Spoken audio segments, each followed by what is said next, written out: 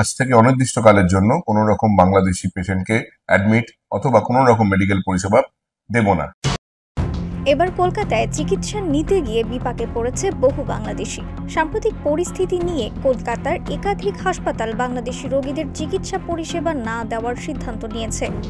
যদিও এই তথ্য উত্তর কলকাতার মানিকতলার JN রায় হাসপাতাল ছাড়া অন্য কোনো হাসপাতালগুলো প্রকাশ্যে স্বীকার করেনি। চিন্ময় কৃষ্ণ দাসের গ্রেফতার ও সংখ্যালঘুদের উপর নির্যাতনের অভিযোগে সম্প্রতি ভারত ও বাংলাদেশের মধ্যে উত্তেজনা ছড়িয়ে পড়েছে।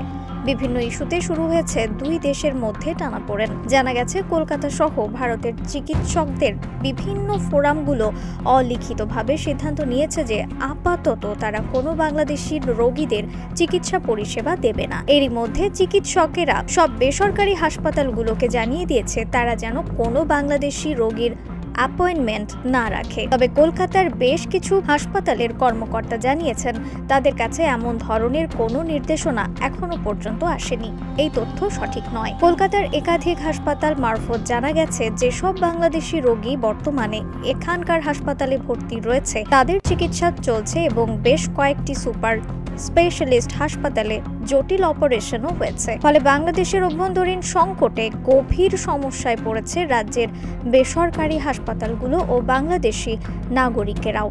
যদিও সোমবার অল ইন্ডিয়া মেডিকেল অ্যাসোসিয়েশন বৈঠক ডেকেছে, তারপরেই বিষয়টি স্পষ্ট হবে চিকিৎসকেরা বাংলাদেশি নাগরিকদের চিকিৎসা পরিষেবা দেবে কিনা। এই মুহূর্তে কলকাতায় প্রায় 4000-এরও বেশি বাংলাদেশি পর্যটক অবস্থান করছেন।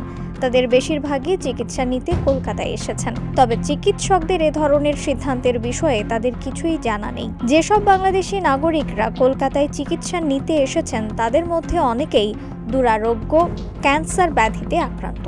তাদের পরিবারের সদস্যরা কি করবেন বুঝতে পারছেন না। নিউজ ডেস্ক, রিফাত আরা ইসলাম, ভোরের আকাশ।